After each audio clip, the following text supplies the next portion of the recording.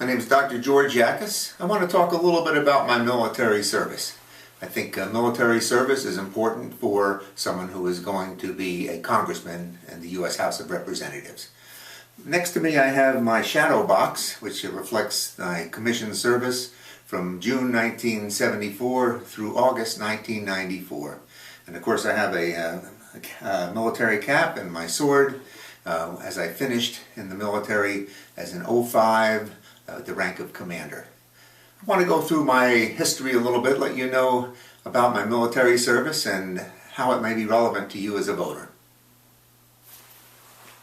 So let's talk a little bit about my military career. I started out at the Naval Academy in Annapolis on the 28th of June 1970. Went through my 4 years there and graduated 5 June 74. I was the senior class president. It was kind of exciting because I led the hat toss while President Nixon was sitting there on the stage. I graduated with a Bachelor of Science in American Political Systems. Everybody always said, political science, what is that going to do for you?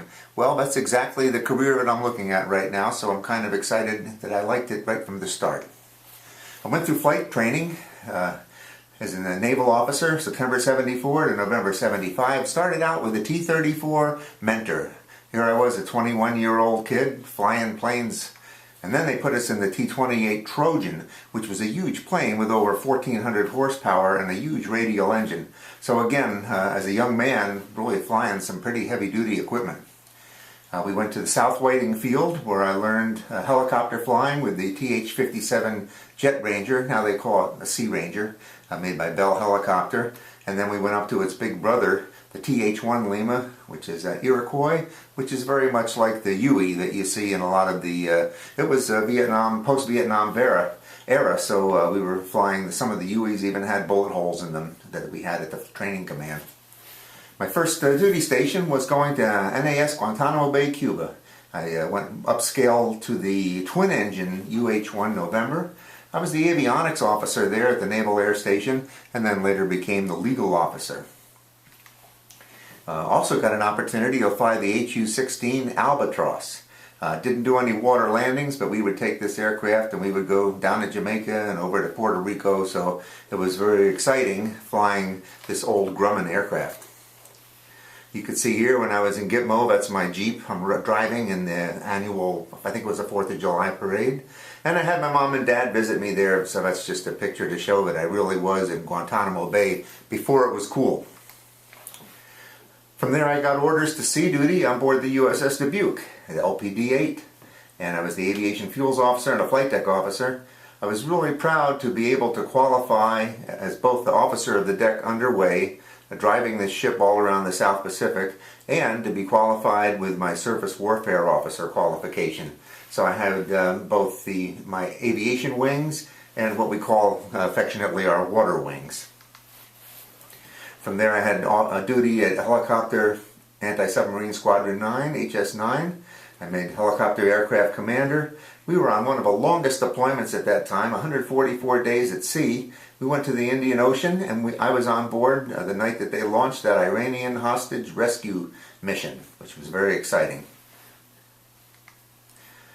While I was on board the Nimitz, you can see I took a picture here with our, we did a photo rig and took a picture of a Russian destroyer that got way too close to us, so that was a really cool picture. And also on the bottom you'll see a picture of the 4 crewmen, of which I am the second one from the left.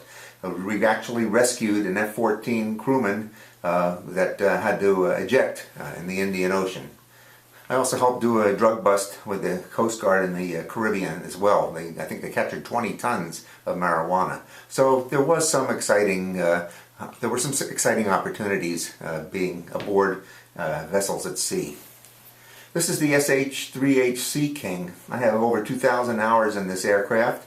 It looks very much like the same model that the President flies around with. However, this one has a dipping sonar and a magnetic anomaly detector. It's used to go out and chase submarines and to protect the aircraft carrier and then the battle force. At the end of that tour, I went to the U.S. Naval Postgraduate School in Monterey, California, and I got married to Alana Baker, who's here helping me film this. I received a Master's of Science in Management in Manpower Personnel and Training. So there I am shaking the hand of the superintendent, and on the right is me and my choker whites with my lovely new bride. From that tour I went to Helicopter Anti-Submarine Squadron 3. I was a safety officer, an admin officer, and an operations officer. These are all department heads for a 6-helicopter squadron. We were awarded the Battle E 3 times. It's a competitive type of contest, and it just shows, I think, that we were really a fantastic squadron. Made in Mediterranean and Indian Ocean deployments, and at the same time my daughter Laura and my son George were both born. They will later go to serve as commissioned officers in the armed forces, so we are quite a military family. From there, I was off to Washington, D.C. at the Office of the Chief of Naval Operations. I was there programming the Navy's budget for recruiting and advertising, and also funds for the Naval Academy Postgraduate School and War College.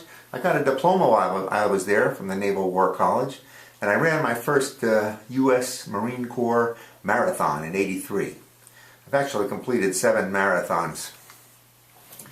I was executive officer at NROTC Carnegie Mellon in Pittsburgh, Pennsylvania. I taught leadership there to aspiring young naval officers. We had over 200 midshipmen. I couldn't even fit them all in on this picture. It was like running a small naval academy. And we managed over $1 million just in the tuition. And they became very good naval officers, and I met some of them now that are mostly commanders, captains, or retired at this point. My final tour was as safety officer on the USS George Washington. It was an aircraft carrier department head tour, and while I was there as safety officer, I was very proud of the fact we had 0 fatalities or major mishaps.